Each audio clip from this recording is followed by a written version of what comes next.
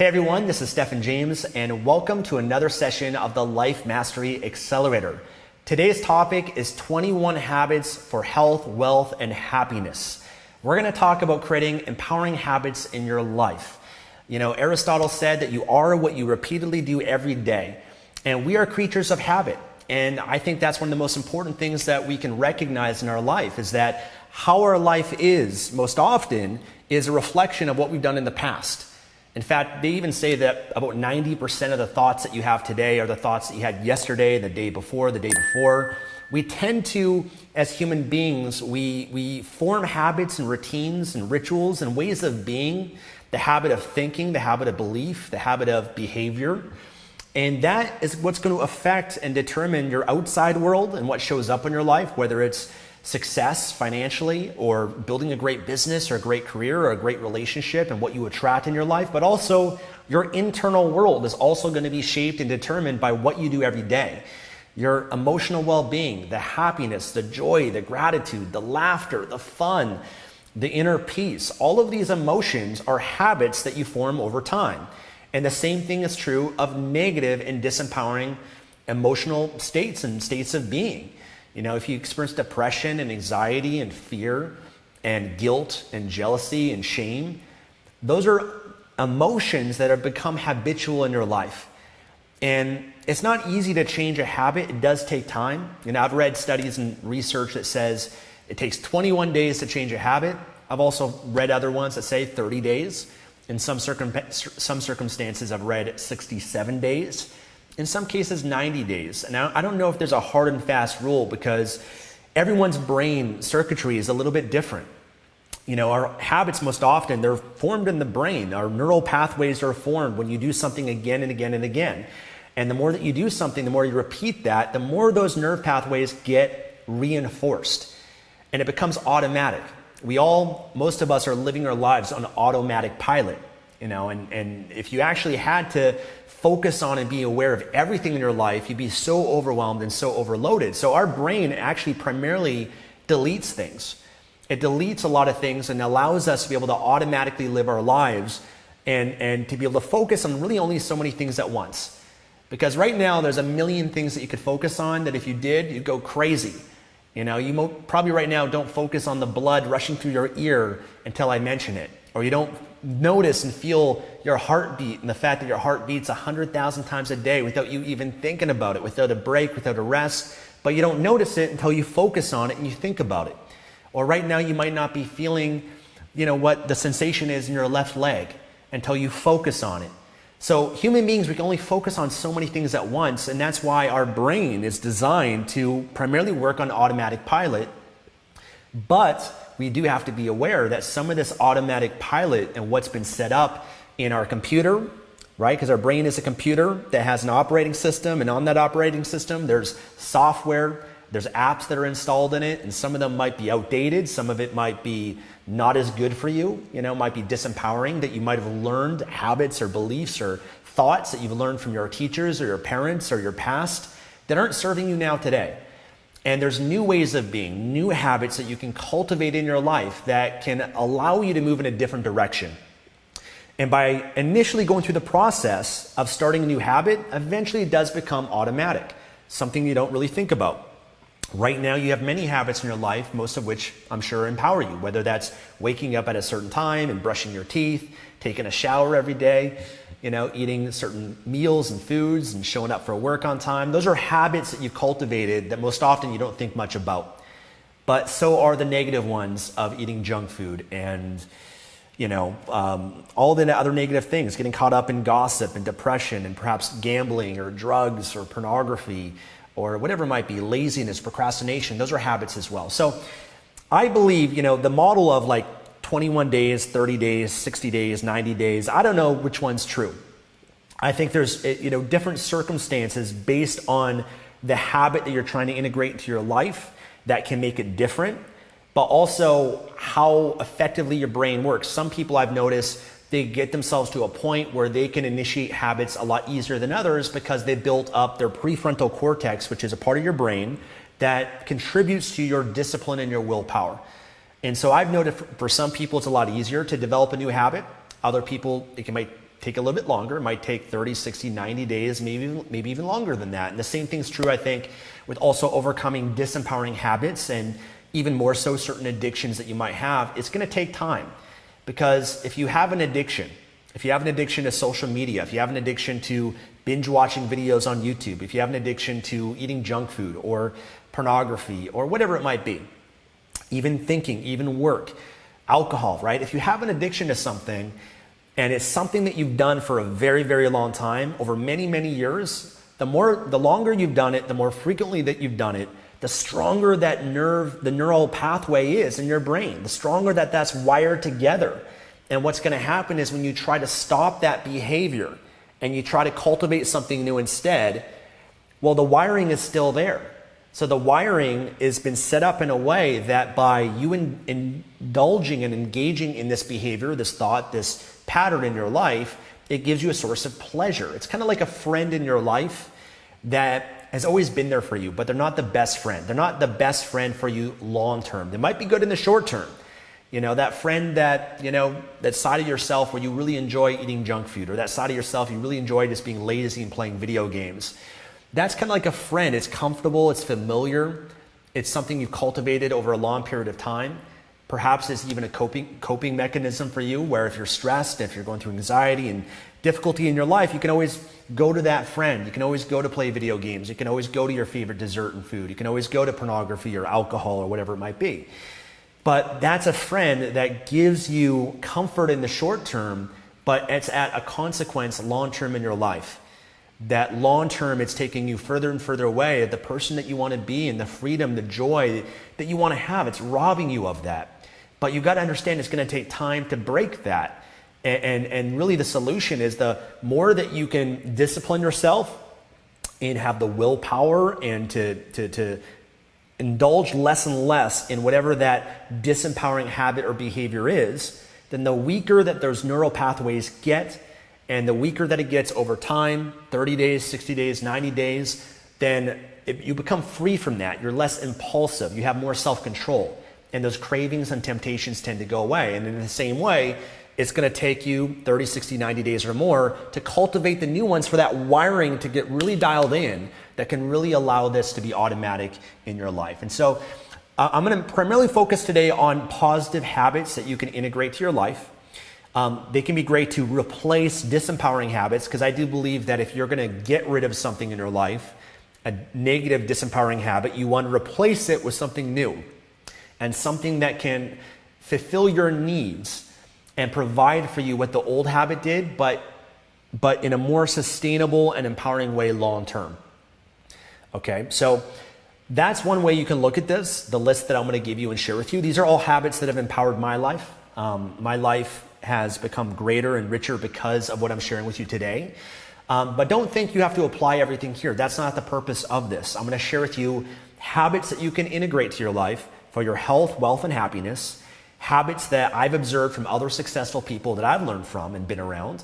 And ones that I've integrated to my life that have enriched my life. But you get to decide. I want you to kind of think that you're at a restaurant and I'm giving you a menu, and you get to decide of the list, out of the 21 habits I'll share with you, are there certain ones here that would really make a big difference in your life? And if so, then I want to challenge you at the end of the stream to take action on that, to create an assignment, to do a 30-day challenge. I always like to do a 30-day challenge. You could do a 60 or 90-day challenge if you'd like. But by at least taking action and cultivating that habit, that's something that could really make a huge difference in your life, especially over the long term. Sometimes adding one little thing to your life, you might not see the difference or the impact for it in the short term, but over the long term, it does. Over the long term, it makes your life work a lot better. So I'm going to share a lot with you here today and describe a bit of them for you. Some of them you might already know about. Maybe you already do a lot of these as well. Fantastic. One way I want to mention though for you as well, to really cultivate a habit, one important ingredient is reward, reinforcement. Whatever you reward will get repeated. Okay, might want to write that down. Whatever gets rewarded gets repeated. And so any of the habits that are empowering in your life, if you reward yourself, and the reward really is you want in your brain certain neurochemicals that fire off such as dopamine, oxytocin, serotonin, all these great neurochemicals. But if you can give yourself a reward for that, then you're creating a new habit and behavior that's getting stronger and stronger and stronger through that reward. And so a simple reward I like to do is I like to acknowledge myself anytime I do something right in my life, anytime I do anything that contributes to my long-term future and my well-being.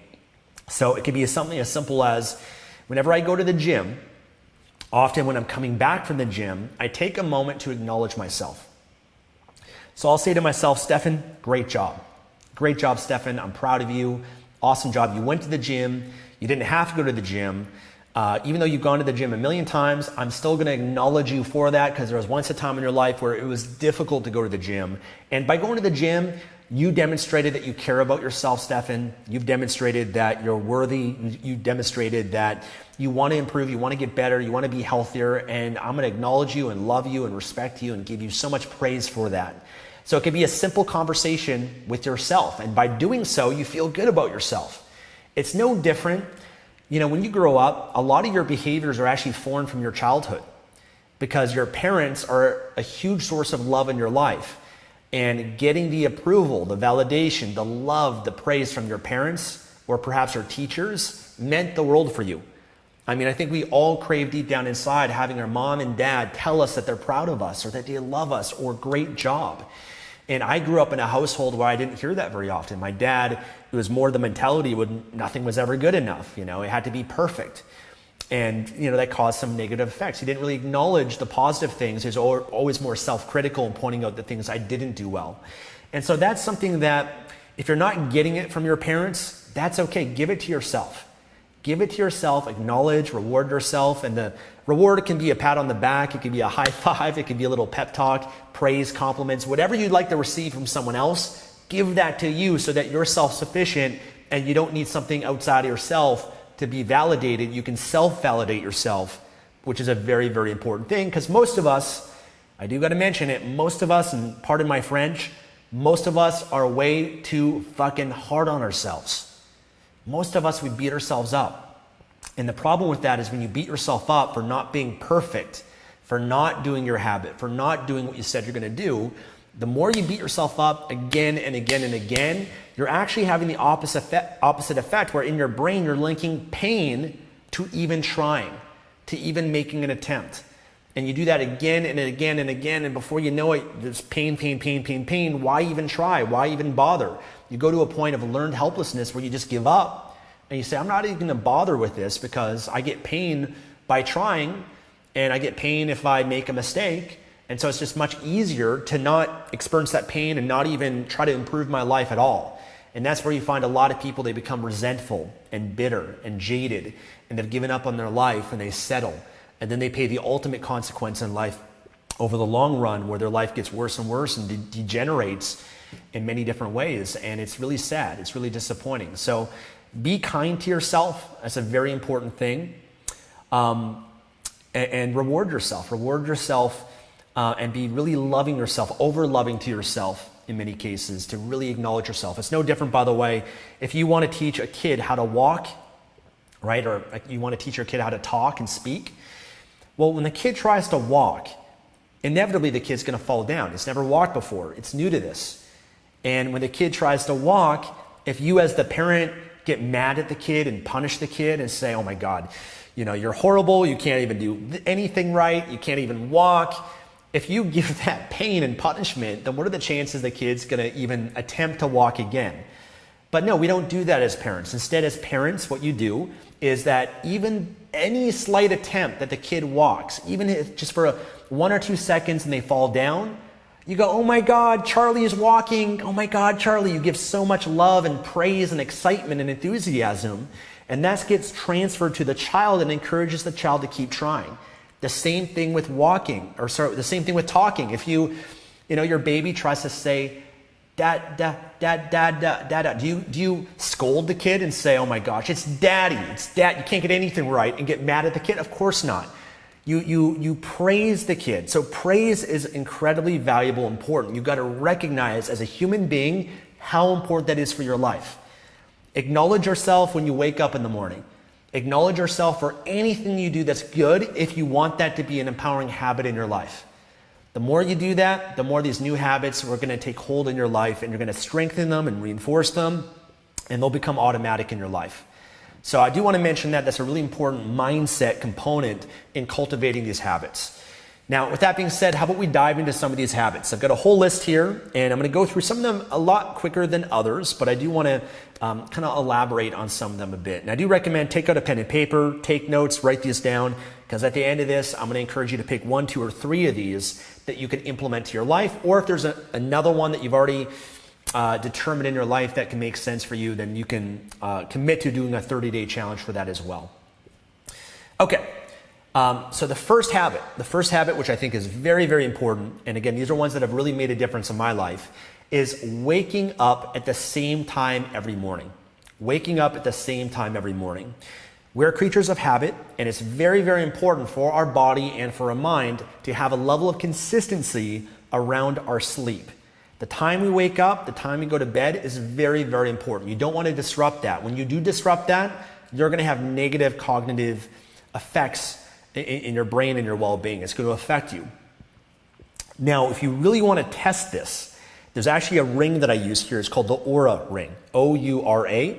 I've shared this many times before. I love this ring because it tracks my sleep, my activity, my body temperature, my heart rate variability. It tracks a lot and gives me data on that. And it'll even give you indicators on how you can perform for the day based on all the measurements that it's doing for your body, but very importantly, your sleep. Your sleep, and in terms of what time you wake up at, is very important for your circadian rhythm, so your energy production that you're going to have throughout the day. So set a time when you're going to wake up. If it's 5 a.m., 6 a.m., 7 a.m., 8 a.m., it doesn't matter. Pick a time and stick with that. Stick with it. If you're trying to implement a new time to wake up, perhaps earlier than you do already, you might have to set an alarm clock. You might have to discipline yourself a little bit more. It's going to take a period of time where you might feel a little bit groggy. You might not get as much sleep as you'd like initially, but over time, it gets easier. And then eventually you don't even need an alarm clock. You just automatically wake up at that time. I like to try to wake up when the sun is rising. For me, that's because one of the most important things you actually do in the morning is to get outside and to have sunlight, because sunlight is very important for your circadian rhythm. And so that's, as human beings, we typically would wake up when the sun rises and we go to sleep when the sun goes down. So there is one device though that I use. I'll give you guys a few devices. I'll link to it for you guys in the recording as well. One device I like to use as well is called the human charger. The human charger is a device that it emits blue light through ear pods, and so it's kind of like an iPod, I guess, but you put it in your ear, but it just emits blue light. The blue light stimulates your brain and helps with energy production and helps reset your circadian rhythm. I like to use it a lot for traveling, especially because I travel a lot and there's jet lag with that. So if I need to reset my body clock, then I can use that. But I also like to use it just to give myself a boost of energy in the morning. But also when you use it early in the morning, it will help reset that circadian rhythm. Even especially, by the way, if you wake up early enough and it's still dark out, maybe you wake up at like 4 a.m., 5 a.m., it's still dark. Well, using blue light to allow your brain to get some light can be beneficial in making that, giving you the energy in the morning, but also helping make that a new habit and routine for yourself. A lot of successful people, when you study them as well, they do tend to wake up early, 5 a.m., 6 a.m. I wake up usually around 6 a.m. in the morning, and that works for me. I've had times waking up at 5 a.m. You have to find a time that works for you based on your lifestyle, but I like to wake up early because it gives me a head start on the day. I just feel so much better. By 10 a.m., 9 a.m., I feel like I got so much done. I feel like I've already had a full day.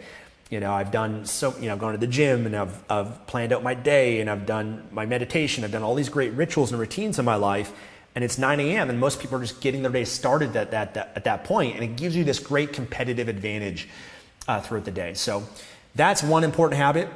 The second one is gratitude. Gratitude. Now, this is one we've all heard, already know it. I get that. But it's something that I've learned over the years that has become even more and more important in my life.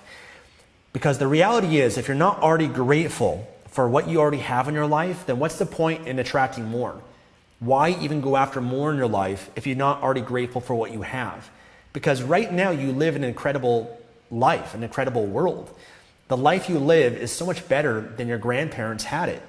I mean, the fact that you have technology, the fact that you have a computer, you have a phone, you have the internet. This phone is a computer.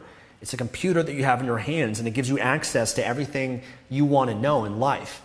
So much information. It's a communication tool. You have thousands of songs. There's so much that is incredible in our lives, but we don't feel it. We're not happy because we don't appreciate it enough. We just take it for granted. There's something called the law of familiarity. If you're around something too often, you take it for granted. It doesn't matter if it's a relationship. At first, at the beginning, there's passion, there's excitement, there's that honeymoon phase, but eventually you get habituated with that person and you don't appreciate them as much. You don't do as much for them as you did early on in that relationship. Same thing goes for your career. The first job that you get, or maybe it's a new car, maybe it's a new home, maybe it's a new outfit, no matter what it is. And so I've learned, especially as someone that's been able to achieve a lot in my life, I've been able to achieve almost everything I've ever wanted, and I'm very appreciative of that. But the more that I've achieved, the more I've recognized how important gratitude is. And so I always start off my day being grateful and appreciative. I take out a journal and I write down 10 things I'm grateful for, and I always try to make it a little bit different and to spend time thinking about and pondering and feeling what that really means for my life. And the more you can focus on gratitude, the more rich your life will be. So focusing on it all throughout the day, focusing on what you can appreciate about every situation. That's the next level. The next step is not just doing it, once in the morning, but every day, all throughout the day. You're focused on the good in your life. And I often remember when I coach a lot of people, when I did a lot of one-on-one coaching, a lot of my clients, what I often notice is that their mind, they programmed and built the habit of always focusing on the negative, always focusing on what they're not doing good enough, what they're not doing well enough. And they would just be really hard on themselves. And the antidote to that, what I'd actually prescribe for those students, is every day, back then I had them email me. Every day I want you to email me in the morning 3 things you're grateful for. And then before you go to bed, email me 3 awesome things that happened throughout your day, 3 things you did well. And make them small. Don't wait for them to be big things. That's the big mistake that people make, because how often is something big going to really happen in your life? Not that often. Your life is made up of primarily very small things. And so we have to learn how to make those small things significant and important in our lives.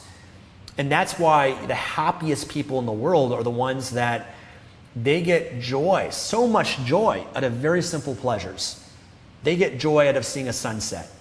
They get joy just waking up in the morning. They get joy just by smiling. They get joy just by, looking at a computer or a phone and like, oh my gosh, this is so amazing. And then they don't lose that wonder and the awe and the excitement and the privilege of that.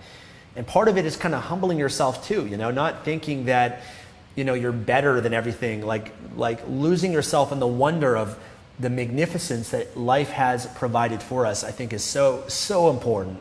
And is so necessary for us. And so we live in a world with a lot of people, they get caught up in entitlement and their ego, and they don't appreciate things and they complain about things. And that's destructive. There's a great book and there's a documentary called The Complaint-Free World. And it has this complaint-free challenge to break the habit of complaining. I did a video on this a long time ago. You have this little bracelet. Every time you complain, you catch yourself and it's like a rubber band, you snap it. You snap yourself just to get yourself aware of every time you complain, and instead you focus on something you can appreciate and be grateful for. If you do that, you're going to have an incredibly rich life, because your life is not determined by the outside world. There's plenty of people that have everything you can possibly imagine, all the money, all the fame, everything on the outside, but they're miserable. They're miserable and they're depressed. And there's plenty of people that have nothing. They're homeless, they live on the street, they live in poverty in Africa or India, and they're happy and joyous because they're grateful for what they have. So it's not your outside world, it's your inner world that's really going to shape your life the most. Habit number 3 is self-awareness and reflection. Self-awareness and reflection. Now, I was going to write down something like journaling, or I was going to write down something like every week checking in on your life mastery blueprints, checking in on each area of your life. But I thought what was more necessary as a habit that encompasses that is self-awareness and reflection. I think self-awareness is one of the most important skills you can have in life, because you can't change something if you're not aware of it. And one thing that I look at that's really been useful for my life is I've been very, very good at becoming aware of anything in my life that's preventing me from being more, by being my best. Oftentimes, like if anybody criticizes me or offers me any form of improvement or suggestion in my life, I've already thought about it and been aware of it, and I'm already working on it, because I think about these things a lot. I think about my life a lot. I think about, if I have a negative emotion or reaction or a trigger or whatever it is, I'm obsessed with getting to the bottom of that, and looking beyond the surface and saying, okay, why, what's going on with myself? Why am I reacting that way? What's happening in my body? Why do I have low energy? Or why is it that this happening in my life or my business or whatever it is? And I always try to take responsibility for it, which could also be a habit as well. But I always try to identify and investigate, is really what it is, what's going on, so that I can become aware of it and then learn about it and solve it in my life and get better from that. And then also allows me to help other people and share it with other people. So a big form of everything I teach and share with you guys is based on a lot of self-awareness and reflection and a lot of deep thought. I like to think. I like to spend time thinking and kind of analyzing things in my life and other people's lives, and understanding other people, why they're doing this and that, and why they're showing up in that way. And that just gives you another level of understanding that allows you to problem solve and further your life in many great ways. So for me, what that looks like as a habit, as a practical habit, is journaling. I like to journal every morning. I take out my journal, I write what's going on in my life, my challenges, any highlights, that's things that are going on, magic moments. And through that process, what I'm doing is I'm getting altitude on my life. I'm getting a different perspective. It's like you're removing yourself from your life and looking at your life almost like you're, as a God. You're God. I'm looking at Stefan, his life, this world that I'm in, but I'm looking at it from a different perspective with altitude, and I can see things differently. So journaling has been great for me. And then also I like to talk to myself. Sounds crazy, but I like to talk to myself a lot. Tatiana can attest to that.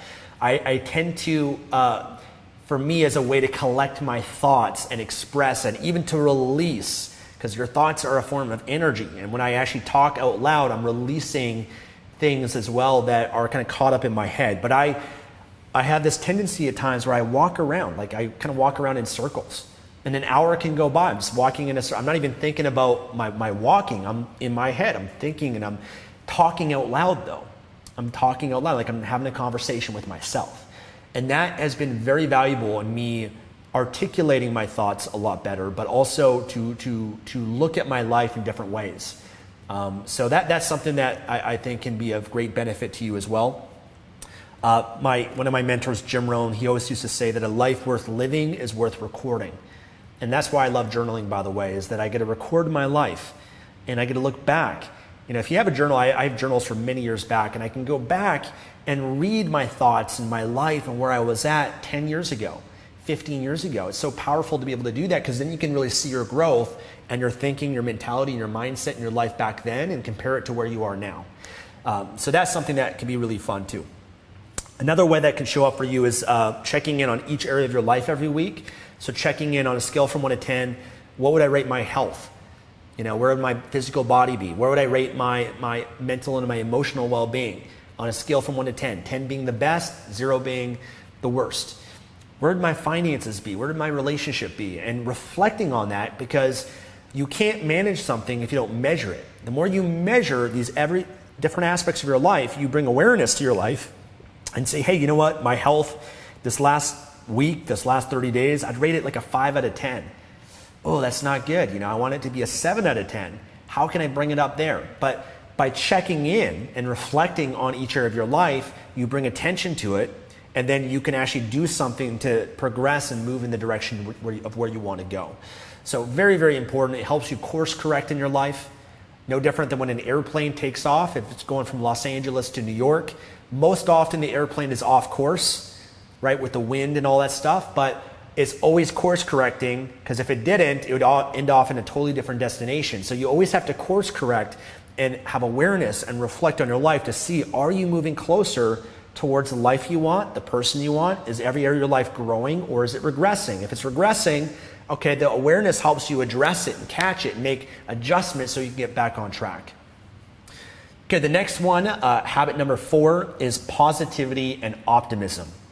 Positivity and optimism. Now, I think this is such an important habit. Most of you here, if you follow me, you know I'm a positive person. I'm sure you're a very positive person as well, a very optimistic person. I think that's important because life is tragic. I hate to look at it that way, but it is. Life is tragic. In our lifetimes, there's going to be a lot of tragedy. People that we love are going to die. We're going to die. We're going to encounter disease and illness, and the people in our lives are as well at some point. You know, in the United States, 1 in 2 people die from cancer and heart disease, so it's not good. We're going to have a lot of pain show up in our lives that might be unjust, might be based on our circumstances or environments, and you know, it doesn't take much to see the tragedies that are happening in the world. You turn on the news, you're going to find that. You're going to see a lot of negative things that's happening, and we live in a world where that's going to get our attention a lot more, because the news is not designed to inform you, it's designed to startle you, to get attention, because they're a business and they want to get your clicks and your views and your attention. The way to do that is by inducing fear, because as human beings, anything that's a threat or a danger, we're more likely to pay attention to it to ensure our survival. So we live in a world where there's going to be a lot of that's going to be happening in the world. But at the same time, there's a lot of beauty that's happening in the world. There's a lot of joy. There's a lot of just as much suffering. There's just as much amazing things that are happening, that right now in this moment, yes, there are people being killed and getting into accidents and committing suicide and being raped. And there's a lot of horrific things. If you focus on it, you're going to feel pretty shitty, pretty lousy about yourself, your life, and humanity in general.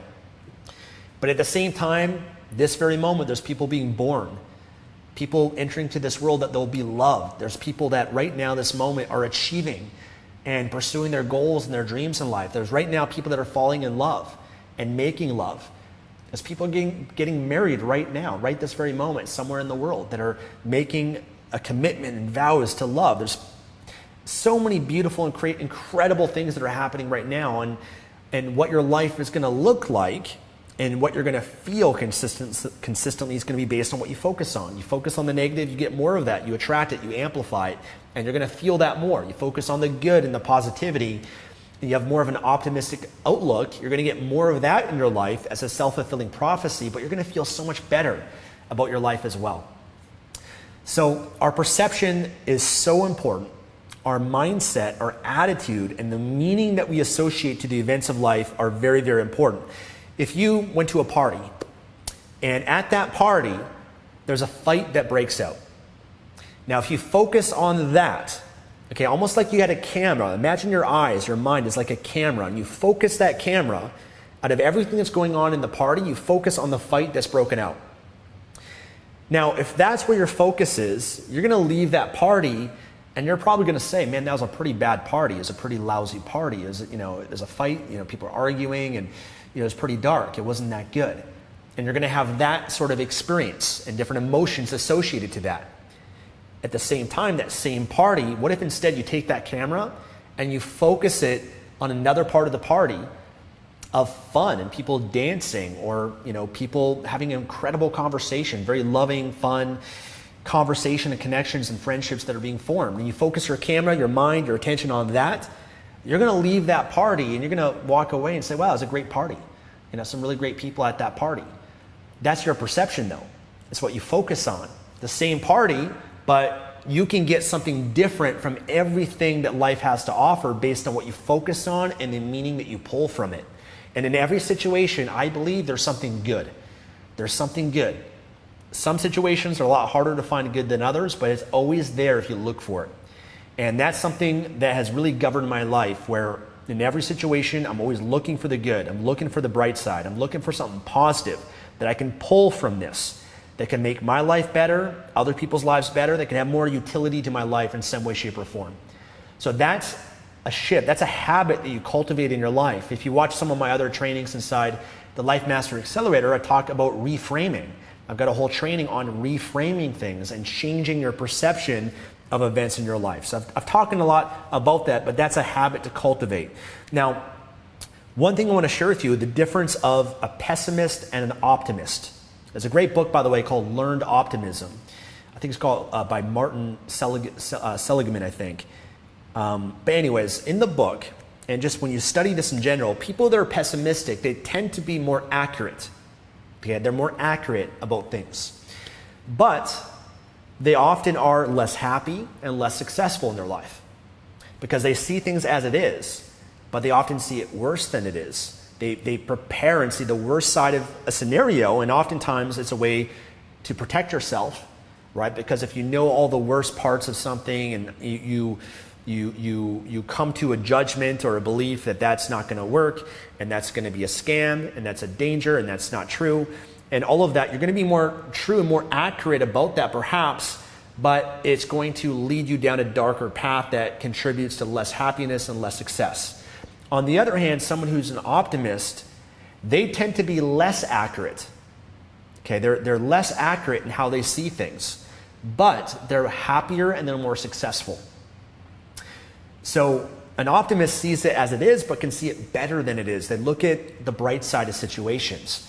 And I'm often reminded, I choose to be an optimist, even though some things that I might believe or look at might not be as it is, but I'm looking at the more positive side. I'm interpreting it in a more positive way. But it often reminds me of a common saying that you might have heard in relationships.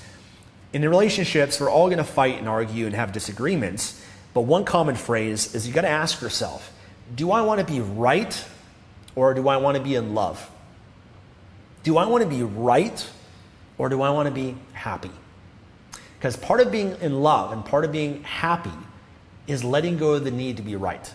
So you're having an argument with your partner, you're saying, no, I'm right, this is how it should have been done, and you made this mistake, and they say, no, I did things the best way I thought, this is right and you're wrong. And you're always going to fight and argue, and the more you do that, I'm right, no, I'm right, you're wrong, no, you're wrong, what that's going to do is it creates separation. It divides you. And the soonest that the person in the relationship can swallow their pride and let go of their ego and the need to be right, the person that can do that has the emotional and social intelligence and maturity to do so, to say, you know what, fuck this, who cares? I'm wrong, you're right. If you want to be right, you're right. And you know what, I'm sorry. I apologize because I overreacted. I apologize because I shouldn't be getting angry about this. I apologize because why does it even matter? Most people, they argue about things that don't really matter. They're so insignificant. They don't matter that much. But it's the ego that gets in the way. And the sooner that you can let go of that and say, you know what, I don't need to be right. That's okay. I'd much rather be in love. I'd much rather be happy. I'm sorry. I love you. Please forgive me. And let's move on. Let's focus on uniting and being together and creating something. We're on the same team. You got to always remember that we're on the same team in life. So that's an important distinction that I'm often reminded of, is the ability to let go of things, the ability to surrender to things. And who cares if you're wrong? It doesn't have to mean anything if you're wrong. And there's really no right or wrong because everybody has their own interpretation. That's why we live in a world with billions of people that have very different belief systems. There's some people that believe, interpret religion many different ways. I mean, even in Christianity, in any religion, there's groups that interpret scripture and religious texts in different ways. Sometimes a radical way, far right or far left. Political differences, obviously, we have in the world of different belief systems. And there's so many different belief systems. Who's right and wrong? I don't know, and it doesn't really matter. It doesn't really matter that much. Everyone can interpret everything in a very different way. And the attachment of trying to be right, in my opinion, is going to create a lot of suffering. And if you study Buddhism, Buddha believed that life is suffering. And a big part of what he teaches and the way he was able to achieve nirvana and enlightenment is just letting go and surrendering and loving. And I think that's something that we can all practice a lot more, that creates more peace and happiness in our life. They say that the key to a great relationship is two good forgivers. Two people that can forgive one another. The easier and the better that you can forgive the other person, the more happy and the better the relationship's going to be. But to forgive someone, you've got to let go of your resentment. You've got to let go of your anger. You've got to let go of the past. The past is over, done. Okay, fine. I'm always going to give someone a new chance, a new opportunity, and forgive them. And if we can't forgive someone else, then how can we expect someone else to forgive us? Because we're all imperfect. We all make mistakes. We all sin. If you're religious, we all sin. None of us are perfect human beings. And so we hope and pray that people will forgive us, that God would forgive us, that our friends, our family, our partner would forgive us. And if we want to be forgiven, which I think is something that would be good for all of us, then it also takes the emotional and spiritual maturity to be able to forgive others. And forgiveness is something you often do not for the other person, you do it for yourself. Nelson Mandela had that quote that resentment is like you drinking poison and then expecting the other person to die. You're the one that suffers when you hold on to those things, not the other person. So optimism, positivity, incredibly important to cultivate on a daily basis. Okay, next one. I'm going to go a little bit quicker here, guys, because I got a lot, but I'm trying to give some great explanations for you guys. But the next one is planning. Planning your day, planning your week, planning ahead in your life. Most often a lot of the happiness and joy comes from being in the present moment, but if you just continuously live in the present moment, which is more of an Eastern philosophy, right? Eastern philosophy is more live for today, tomorrow will take care of itself. Don't worry about tomorrow. And in the present moment, you find joy and happiness, and you're not focused on the past, and you're not stressed about the future, because the anxiety most often and the stress is you focused on the future, and a way to protect yourself by planning and preventing pain, the anxiety and the stress can be useful for you. But the present moment is where happiness and joy is found. But we have to balance that, the Eastern philosophy, with the Western philosophy of planning ahead, thinking ahead in our lives. And not getting always so caught up that you're always in the future, but you forget to enjoy the present. There's a balance of that. But thinking ahead is very valuable because it's what allows you to get ahead. You have to be a planner. You have to look ahead in your life. What's my vision? What are my goals? What do I want for this year? What goals can I set for this year that I can commit and set in my life and move towards and make progress for? And then breaking that even down to planning on a weekly basis or a daily basis. I like to make sure that I always have a plan for my life, because if you don't have a plan, you're going to fall into someone else's plan. And most often people, their plan for you is not much. Most people, they're focused on themselves and their life, and you fit into their plan and you're helping further their life, but you're not really focusing on creating your life. And a lot of people, they get caught up in making a living instead of designing a life. So you want to design your life, and part of how you do that is by planning. So some of these habits, by the way, are daily habits, weekly habits, monthly habits, yearly habits. Planning can be done every year, every month, every week, every day. Some of these habits, like the optimism, positivity, is a habit you work on all throughout the day. Every waking hour of your life, you're trying to work on that aspect of yourself so that you can live there and be better at it. But some planning habits for me is I like to plan out my week in advance. I've already done a training inside this program talking about time management. But I like to plan out in advance for the week, schedule things in my calendar. I know when I'm going to wake up and when I'm going to go to the gym and do my routines and my rituals, when I'm going to start the day, when I'm going to work on my business, when I'm going to spend time with my relationship, when I'm going to spend time with friends. And I do the best I can to stick to that plan. A plan is not a prison. Okay? It's not like you have to do everything and it has to be a very rigid life. You create a plan to actually create freedom for yourself and to create the life that you really want, because you're going to end up somewhere a year from now. You might as well make sure you're in a much better place than you are today. The only way that happens is by planning ahead and taking action that get you there. Okay? So daily planning out, for example, every day. What's the most important thing for me to do this day? Writing out your list. What are the top 3 important things? And then doing that. You do that every day, your life can transform and be in incredible places a year from now, 5 years, 10 years from now. It's amazing what you can accomplish if every day you have a plan and you stick to that plan. You can't help but get better. You can't help but get to where you want to be. Okay, the next habit, number 6, is reading, learning, courses, feeding your mind with good and positivity. Now, I don't have to tell you about all the negative stuff that can take in our attention, the news, all of that. We have to counter that by proactively feeding our mind with positive information. That means reading books, perhaps it's watching videos, maybe it's listening to podcasts, maybe it's going through courses, maybe it's going through a course like this. And obviously there's different quality of information. Some information might be low quality, some of it's more valuable, more profound, more life-changing and practical and more actionable than others. But we live in a world, there's so much of it, and that's a beautiful thing. But every day feeding your mind with that is going to do wonders for your life. Every day reading. I love reading because reading, I kind of look at reading, it's kind of like a portrait where there's many layers and you can go deeper and deeper and deeper on a certain subject. And we all have different modalities, I guess you could say, in terms of how we like to learn, but I think you got to find what you like and stick to that and go deep with it. Go deep with what you want to learn and spend 30 minutes to an hour, if not more, learning and feeding your mind every day. That's going to make a huge difference in changing your belief system. Okay, because when you read and consume something that's shaping your beliefs and your mindset, no different if you spend time with negative people, if you watch the news, that's going to seep into your psyche and is going to influence you in some cases in a more negative way, if it's negative stuff that you're feeding your mind with. And so make sure you're feeding it with positivity. The more you learn, the more you earn, right? All the most successful people, they're obsessed with learning and growing. Leaders are readers. There's many different quotes and sayings like that can empower you. I like to learn about every aspect of my life. I like to pick an area of my life, go deep with it.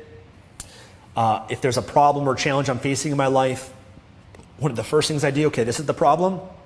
What books, what resources, what information's out there that can help me with this? Anything that you're going through in your life, you can overcome. Other people have already done so. There's books, there's courses, there's so much out there. Just find it. Go to Amazon, go to Google, go to YouTube, search deeper, deeper, deeper to find those resources and implement them to your life. And you do that over time, you can change any part of your life. I really, really believe that. I don't care if you're going through drug addiction. I don't care if you hit rock bottom. I don't care if you're going through a bankruptcy. Whatever you're going through, there's people that have overcome that. They're on the other side. And you too can be on the other side, and you can find the resources and learn as much as you can. So that's one constant. As you guys, I already know this, but I want to reinforce it even deeper in you. Number 7, exercise. Goes without saying. Very, very important for your physical health, but also your mental and your emotional well-being. Exercise, getting outside, getting sunlight, which is life energy. But moving your body, very important. It makes a huge difference in your emotional state. A lot of studies have done that exercise has more benefit than antidepressants in some cases. So it's imperative for our mood and our happiness. And it's something that we live in such a sedentary lifestyle where we sit down. Our life is like we sit on the couch, we sit in a desk, we sit in cars, we sit on the train, we sit on the subway. We're always sitting, we're not moving. And one great book that I read is called Get Up or Stand Up, Why Your Chair is Killing You and What to Do About It. They actually found a study that sitting is worse for you than smoking cigarettes. Because most of us, we're sitting all day and then we sleep 8 hours and you go outside, go to the gym for an hour, but that's not enough. We're made as human beings to be out hunting and gathering and being active all throughout the day. And that's why a lot of people in the United States deal with obesity, depression, a lot of challenges. I think that exercise can contribute, and a better lifestyle can make a huge difference in changing how we feel. One great device, I don't have it with me when I travel, but it's a treadmill desk. Something I've shared on my YouTube channel many times, but a treadmill desk from walking throughout the day as I'm working on my computer, and that allows me to get more steps in. And that's why I like to use a ring like this, a tracker, because it can track my steps. And so you can challenge yourself to get more activity in, and that does wonders just for everything in your life. And also, it's taking a proactive approach to avoid disease and illness and issues you're going to face later down the road. I don't want to, when I'm 60 or 70 or 80 years old, have to deal with things that I could avoid today. If I can avoid it today, if I can avoid issues in my heart and a cancer or whatever it might be, if I can avoid that today by doing something, then I want to do that. And if you don't like to exercise, it really just means you haven't built the habit of it. You don't have enough pleasure associated to it. But you can find anything. It could be lifting weights. I think some form of resistance training is valuable for everybody, especially as you get older, because your muscles are going to degenerate over time. If you don't strengthen it, if you don't challenge yourself, you're not going to get stronger. So lifting some form of weights or physical resistance at least once a week, I think is good. But maybe you want to focus on more endurance activities, and maybe that's running, fantastic. Maybe it's sprinting, maybe it's yoga, maybe it's a sport. I like to lift weights, and I also like to play basketball. I like to do some cardio as well. I like to do kickboxing. I like to, many different activities I enjoy. I like to go for hikes and whatnot, and that just allows you to get more out of yourself in your life. Okay. Next one is meditation. Meditation, I've done a whole training on the topic of meditation here inside the Life Mastery Accelerator. One of the most valuable things in my life, I feel is so necessary in this crazy world that we live in of overstimulation. Learning to calm your mind, it allows you to experience more inner peace. It's the antidote to stress and anxiety, because stress and anxiety is you living too much up here, overthinking, micromanaging, living off in the future, thinking about things that have yet to happen, have yet to come in your life. Is what fear is, right? It's an anticipation of pain.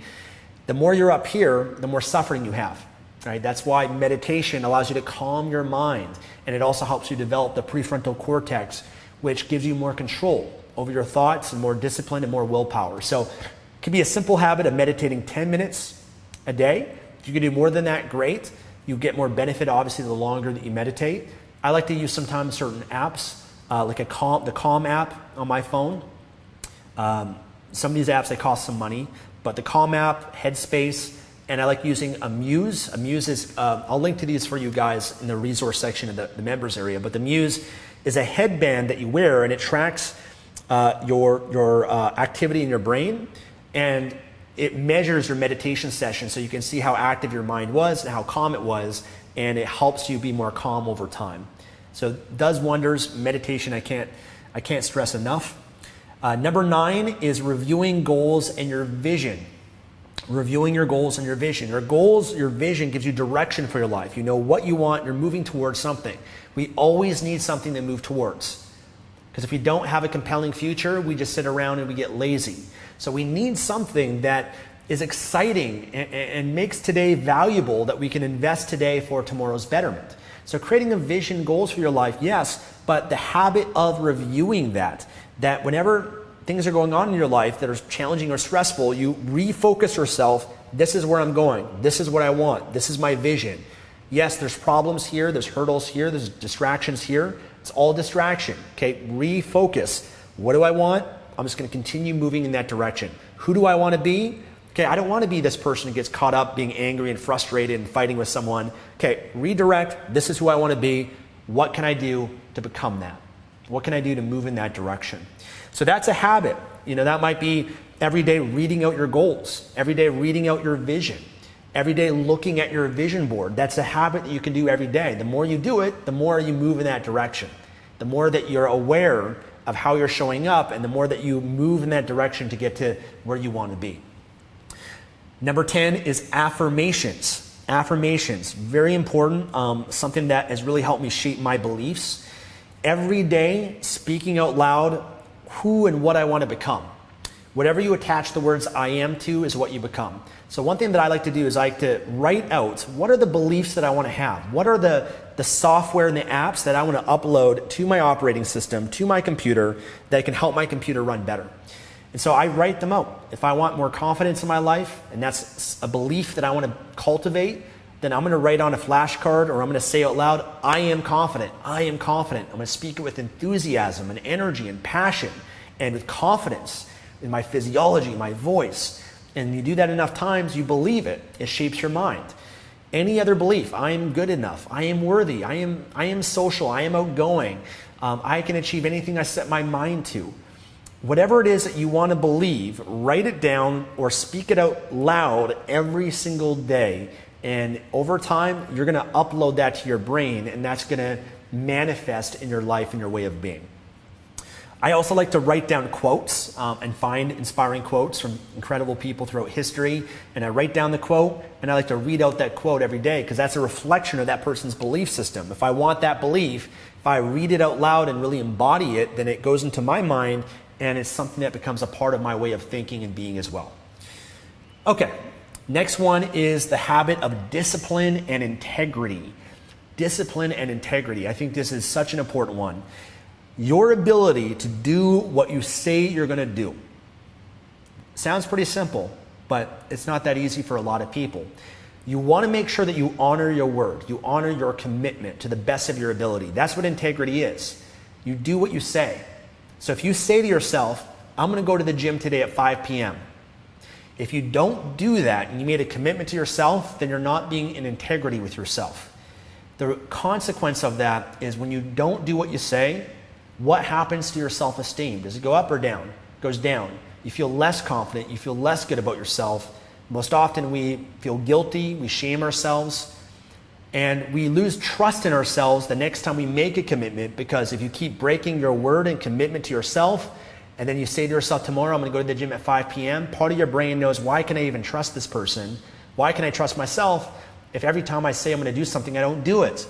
So to build your integrity and build your discipline, you got to get in the habit of doing what you say. If you say you're going to do it, do it. You might not feel like it, but you still do it regardless of how you feel, regardless of whatever else. You do what you say. That's a very powerful and important habit. You might not feel like waking up at 5 a.m., but you say you're going to do it, you do it. And that's a muscle that you build over time. You might not want to work on your business, but you say, you know what, I'm going to do it, and you do it. You might not want to go to work. You might not want it. There's a lot of things we don't want to do. But if we don't do it, then it has a long-term negative consequence to our life. And you do that enough times, and your life is just, it's a life of procrastination and laziness, and you have no power in your life.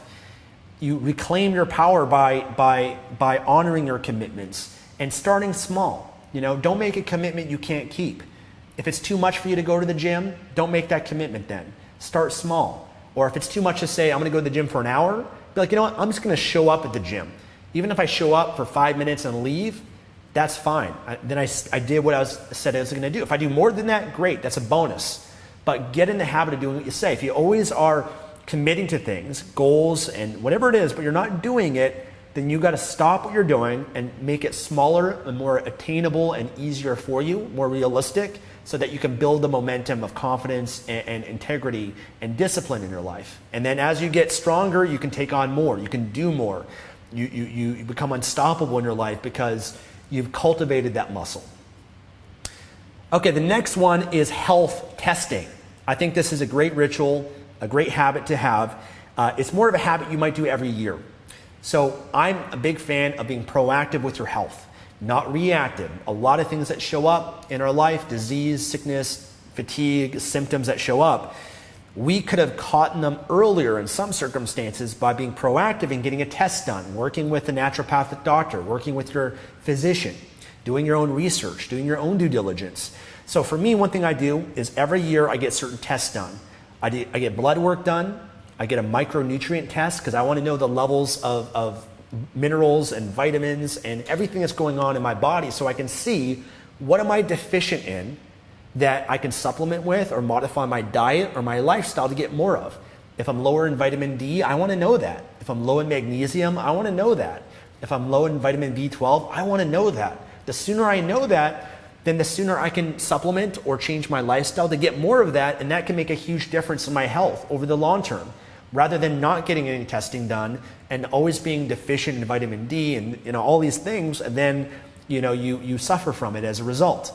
You're not getting the most out of your body. You're not giving your body what it really needs. It's like you driving a car, but you're not, there's some part of the car that's not working properly, and your car's not going to perform until you actually take it to the shop and you get an audit done of it, an inspection done, and you get it tuned up and you get it fixed so that it can run and perform. And we do that for a car. You got to do that even more so for yourself. Every year or so you get an oil change, don't you? Right? Otherwise your car is going to break down. There's a consequence. Same thing with your body. You got to be proactive with that. So micronutrient test. I do a gut microbiome test. a stool test. I want to see the bacteria in my gut to see what levels of bacteria are lower, and is there yeast overgrowth? Is there candida that I have that I can address and deal with? And are there certain probiotics that I can take, or I can take more fermented foods, and I can repopulate my gut, which is incredibly important because a lot of disease originates in the gut. So you want to be proactive with that.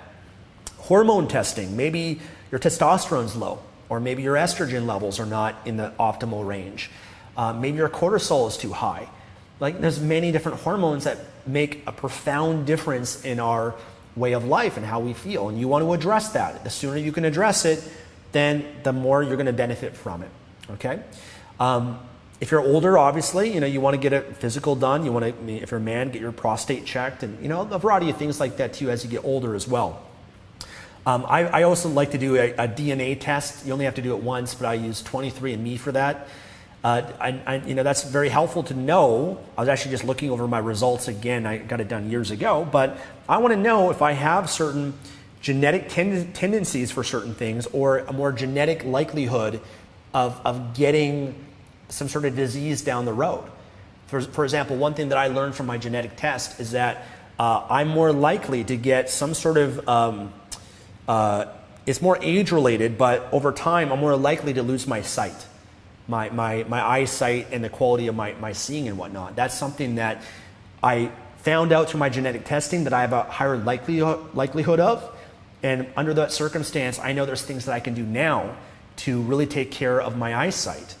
For example, wearing sunglasses when I go outside. There's many things that I can do, but if I didn't know that, man, that's gonna suck if I did, when I'm 80 years old and I'm blind, or I can't see properly, I have to deal with vision loss. I don't want to deal with that. If there's something I can do today for that, I want to know what that is, and I want to start doing that.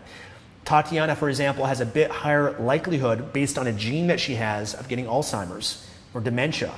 It's like, ooh, that's not good. Don't want to have that later in life. There's a chance that she could get it based on this gene. Okay, what can she do now today to help prevent that? As much as, exercise and eating well, and I've got this biohacking device called the V-Light, which uses red light therapy to stimulate your brain. And that helps. It's actually something that's used for patients with dementia that helps them with that. And so there's many things that you can do. And I want to avoid the pain and the suffering later down the road. So I'm obsessed with doing what I can now to avoid that. And I think that's something, if you do it every year, there's some cost and expense with it, but that's just the upkeep of having a body. You've got to do some upkeep for this vehicle that you've been given, no different than your car. Doing a heavy metals test, that's something that I did. I found out I have high levels of mercury and lead, and I had to detox it for about 1.5 years. I even did a bone density scan, a DEXA scan, and found out that I had low bone density. I had osteopenia, which is right before you get osteoporosis. And I was like, that's not good. What's causing that? And I went down the rabbit hole of trying to figure that out. And I've been a lot better since then. So your health is your wealth. Get testing done. Make that a habit you do every year. Next thing is a detox and cleanse. This is also something you can do every year. I always like to give my body a rest, a break from a lot of the lifestyle choices that I make. So most of us, really all of us, our bodies are under a lot of stress. Your body's working nonstop. Automatic pilot. Your heart beats 100,000 times a day. Every time you eat a meal, doesn't matter what kind of meal it is, if it's processed, if it's raw, if it's plant-based, if it's meat, if it's cooked, your body has to digest that. That requires a tremendous amount of energy. It puts stress on the body. Every time you drink alcohol, man, that's causing stress to your liver, your kidneys. Your body's constantly trying to detoxify and eliminate. It eliminates through your bowels, through your urinary tract, even eliminates through your respiratory system and your lungs, even through your skin, which is the largest organ of your body, by sweating and releasing toxins, even if it's a rash or pimples or acne, whatever. Your body's always trying to detoxify itself. And when you give a lot of times your body can't fully detoxify it because you're putting in more toxicity than it can get rid of and eliminate. And that's where, if it doesn't eliminate it through one of the methods that I shared with you, then your body can develop a tumor. It can develop some sort of issue within itself that grows and materializes and that you're going to eventually pay the price for later. So a detox or a cleanse is just giving your body a break. For example, for me, I've done a water fast where I drink nothing but water for a week. That gives my digestive system a break, and it doesn't have to expend as much digesting. It can actually allow itself to focus on other parts of the body. Or doing a juice fast where I'm drinking a lot of green juice.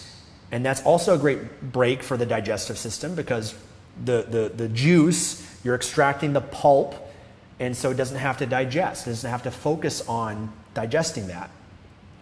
Or, maybe it's more targeted sort of detox. It could be more related to your kidney or your liver, or healing leaky gut syndrome, or whatever it might be. There's many different ones you can do that you can find based on what you really need, and that's why I like to work with a naturopath. I've shared before, one of my favorite documentaries is called Fat, Sick, and Nearly Dead. That's a movie by Joe Cross that really inspired me to do a juice fast. He's got a second version as well, I think a third version too. But I highly recommend that documentary. It's very life-changing, and I'll probably even going to do a juice fast next week. I was talking to Tatiana about it. So something you do, give your body a break, give it a rest, allow it to kind of reset, and then you go back to and it allows you to kind of get some momentum too after doing it to be a little bit healthier and whatnot too. I've done raw food cleanse or just raw food. So it doesn't have to be as strict as a water fast. There's many different types. Ketogenic diet, sometimes I do daily fasting, intermittent fasting. There's different things you can do to give your body a bit of a rest. Okay, kind of more for you guys. I'm going to try to go through them a little bit quicker here, guys, so we can dive into some of your questions. Quality sleep goes without said, but very important. A lot of sleep science shows 7 or 8 hours is what we need. Having a good bedtime routine. I've talked about sleep before. Few of my favorite devices for that is the Chili Pad. Chili Pad is a device that regulates the temperature of your mattress. There's a certain temperature that allows us to have deeper sleep. Men and women tend to prefer different temperatures as well. So you can actually set the temperature on one side of the mattress for your wife or your girlfriend, and then one for yourself as a man, for example. Blue blocking glasses. I like to use the Swannies for that. Blocks out blue light before I go to bed for my devices. Helps my brain release melatonin, which is going to contribute to higher quality sleep. The Earth Pulse PEMF, pulsed electromagnetic frequencies. I use that under my mattress. Contributes to deeper sleep. Using a sleep mask, having total darkness in the room will contribute to deeper sleep. And then using the Aura Ring to track my sleep as well. And I've done another video more on health and sleep. And these resources, I'm going to just link them for you guys in the resource section afterwards. Okay, next one is rest and recovery. Getting rest and recovery. This is a habit as well that you want to have every week, every month, every year. Otherwise, you get burnt out. Otherwise, you're not allowing your body to also kind of reset itself. The worst thing for our bodies is stress. You could do everything right with your health and your sleep, but if you're always stressed, that's going to wreak havoc on your health and your well-being, and that's going to shorten your lifespan, I think, more than anything else. So it could be on the weekends, it could be on Sundays, but have a rest day. Maybe every month, take 2 days off, 3 days off, every 3 months. Every year, take a vacation, take 1 week off, 2 weeks off. Disconnect from everything. Disconnect. And what it also does is it, again, allows you to get perspective on your life. For me as an overachiever, I'm always go, go, go, go, go. That's my nature. I love that. That's me being an overachiever. And it's hard for me to take days off sometimes, but I've learned over the years how important it is, especially as a content creator and a creative person. One thing I've actually learned is that rest, taking like a week away from my business, even though my business might go down during that week, or let's say I take a month off and I just go and travel. Yes, even though maybe my income could go down a little bit, my productivity is obviously going down, less things are getting done, less income in the short term, it's okay because you have to look at life long term, not short term. So you have to be okay perhaps with a month, let's say, of less productivity, less money and less growth, but by taking that month off, it's going to allow you to re-energize yourself and get refocused and remotivated, and that's going to allow you to get even further ahead. So I've learned that for myself how important that is because I've been doing what I've done for a long time. And if I don't take care of myself, then there is no me, and if there's no me, there's no Project Life Mastery, And everybody suffers as a result of that. You know, my subscribers, my fans, you guys, my team suffers from it. Like, everybody suffers if I'm not at my best and energized and passionate and excited and learning. And to be that, I have to take time off and rest. And the same thing for you as well. So I think that's something that is important at times. You got to set up a structure and the habit of that, and understand by resting, long term it benefits you at the short term costs that you might be attached to losing of the lack of efficiency and productivity. It also prevents your burnout too, and just it re-energizes you in your life. Okay, number 16 is skill or trait development. Skill or trait development. This is a habit of furthering your career or any other aspect of your life. You want to have the habit of working on some part of your life or some part of yourself or some sort of skill that you're developing. And you want to know, based on your career or your business, what is the most important skill for you to have. The most important skill. If you're an actor, your most important skill is your ability to act.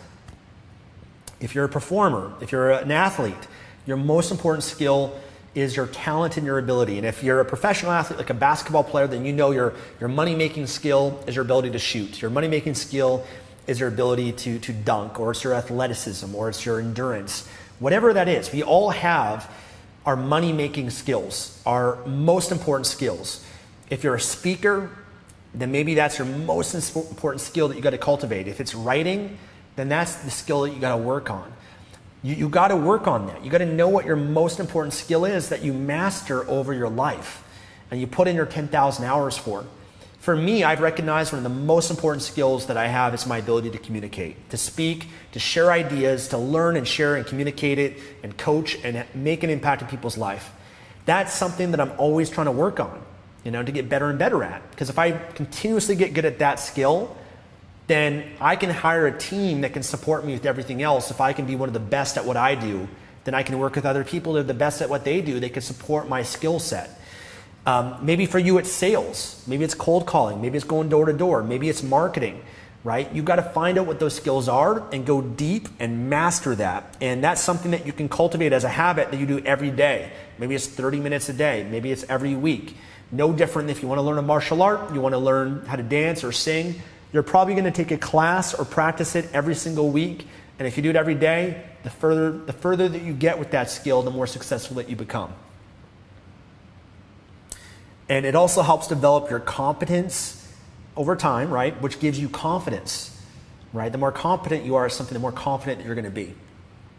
Number 17 is managing your finances. This is a very important skill. This is a very important habit, I should say, in your life, to track and manage your finances. All good money managers, all successful people are good with their money.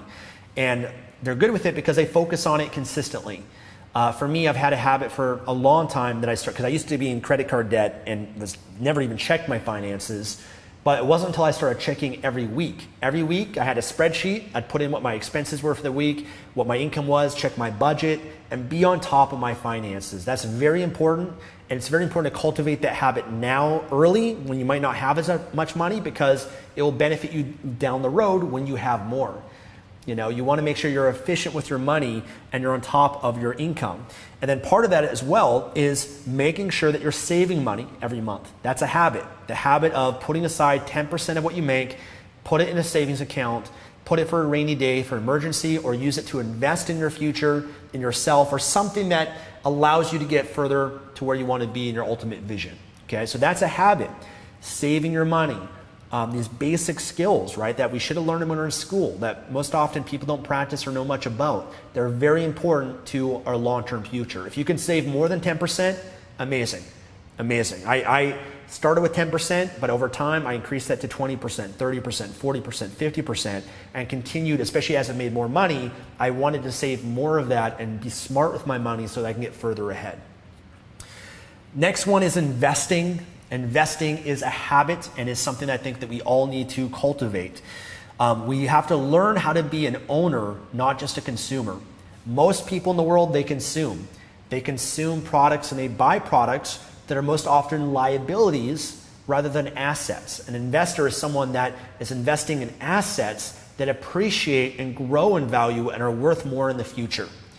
That's a habit that you want to cultivate of every single month investing. It could be investing in yourself, so because you are the ultimate asset that you appreciate and get better over time, but also perhaps it's investing in business, in stocks, in index funds, in bonds, in real estate. But you have to be proactive about your future and create a financial plan and have the habit of working on that every month. Working on that every month to make sure that your income and your finances are growing, and especially for your retirement, because you don't want to just depend on Social Security. You don't want to just depend on a pension. A lot of people say that pensions are not going to be something we're going to have in the future. There's not enough money to be able to support and pay for everyone's pension. That should concern you. You don't want to just allow the government or someone else to manage your money, because yes, if you have a job, you might get taken out of your paycheck every month, but you also got to take responsibility as well and take some of your own money and invest it in other vehicles that can set yourself up long term also. So investing, I've shared a little bit about it here on my channel, but that's something that even if you want to build more of a habit learning about it, for me, I check the markets every day.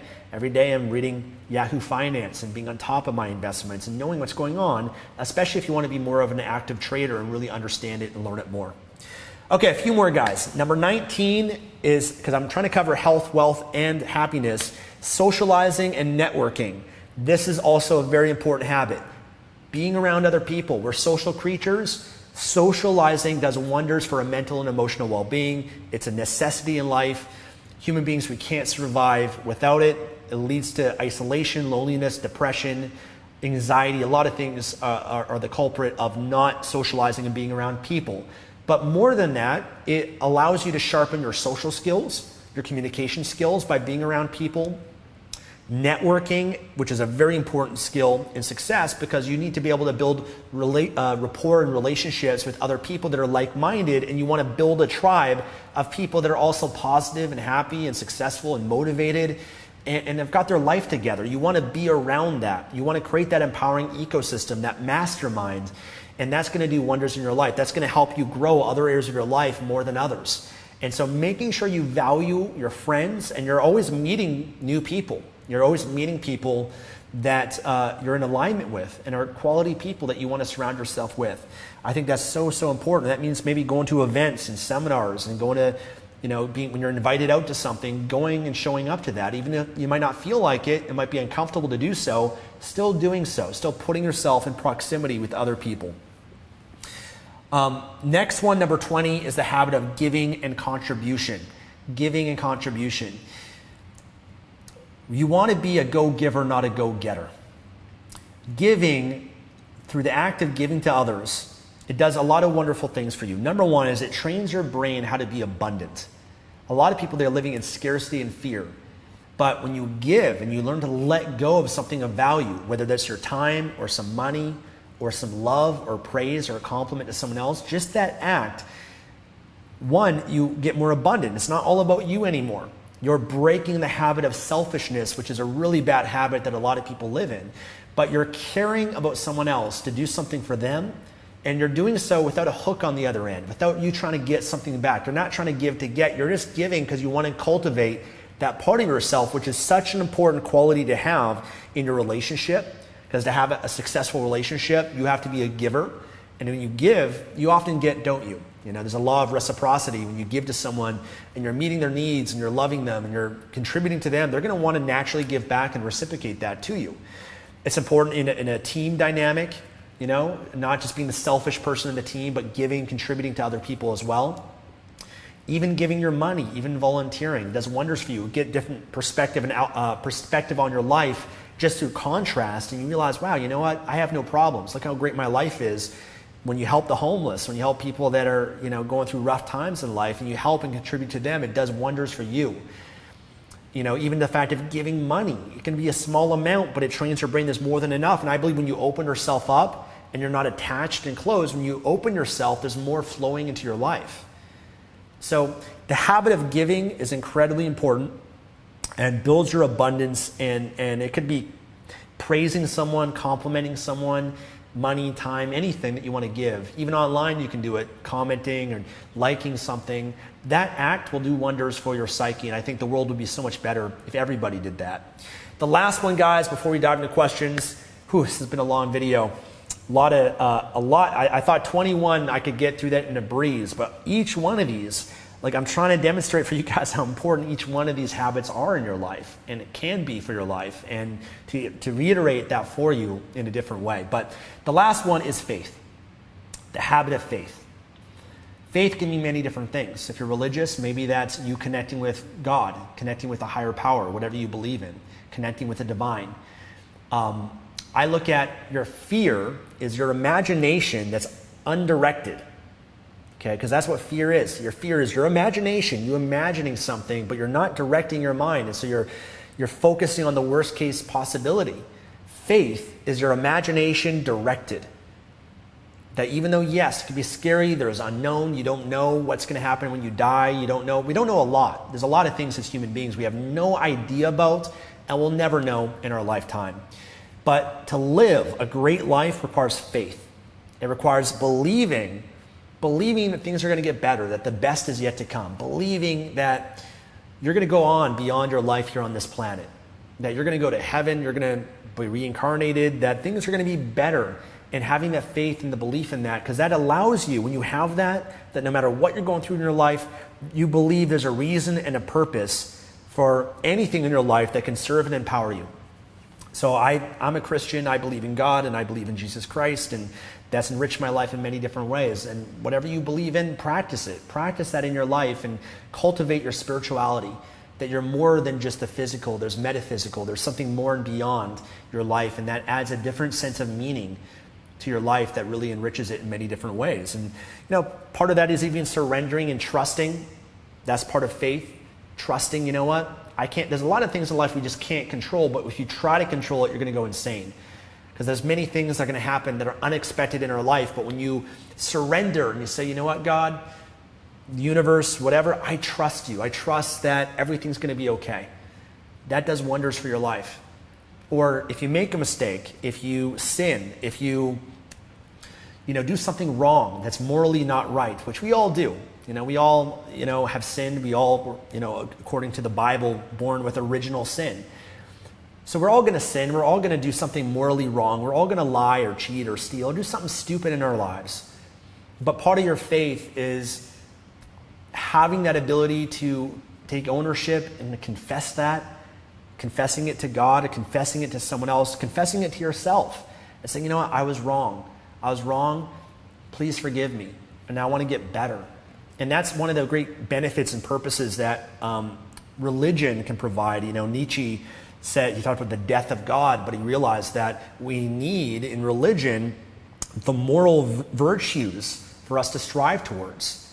And I think that's a beautiful thing that we need to have in our lives, is to know what's right and wrong. And we're going to make mistakes, we're going to do some wrong, but we get right back on the path of trying to do what's right and trying to get better. And that's enriching my life, and hopefully it does for you as well. And that's a habit, and can be done through prayer, through reading the Bible or reading scripture or meditation or whatever your practice might be. But that's a habit that I cultivate in my life, and I want to share that with you too. So 21 habits, guys. Thank you so much for your patience in watching this video this long. But I always try to over-deliver and go in depth on these. But I wanted to give each one of these justice, do them, enough justice for you to understand how important they are. Before we dive into your questions, the assignment that I'd have for you is I want this to be a video, again, that you take action on. And so is there one of these habits that you noticed, that you observed, that could enrich your life and make it better? Okay, what habit would that be for you? If you want to pick more than one, two, or three, I'd recommend not doing too many at once. One thing that I used to try to do when I was young is just for the first 30 days, work on one habit, month number 2, habit number 2, month number 3, habit number 3, while simultaneously keeping month 1, month 2, those habits that over a year, over 12 months, I could cultivate 12 new habits in my life. So that's something that you could try on for yourself. And what would your life be like if every month or every 2 months you cultivated some new habits? But the key is obviously sticking with the habit, which is why you don't want to overcommit and going back to the integrity piece and say you're going to do this, this, and this, and this, and then setting yourself up to fail. So pick 1, 2, or 3 for now. If you want to add more later, you absolutely can. But what's 1, 2, or 3 that you want to commit to? Write that down. Okay, write that down. And be specific about it. What is that habit going to look like in your life? How many days a week are you going to do that? Or how many, maybe it's once a year. Some of these are once a year habits. Some of them are once a month habits. You know, you got to decide. I mean, if you only want to meditate once a week, that's fine. If you only want to work out once a week, sure, that's fine. Some of these I recommend you do at least once a week. You know, more often, great. It doesn't have to be every day though. Others you can maybe do, you know, maybe it's checking your finances, or maybe it's giving a contribution. Maybe you do that once a week or once a month. You know, you do a big contribution, or you really go over your finances once a month. So it doesn't have to be overwhelming that you have to do all of these today, you know, and have this like crazy day with all these habits. You get to design your life and decide what that is for you. Okay, so write that down, commit to it. That's going to be your assignment over the next 30 days.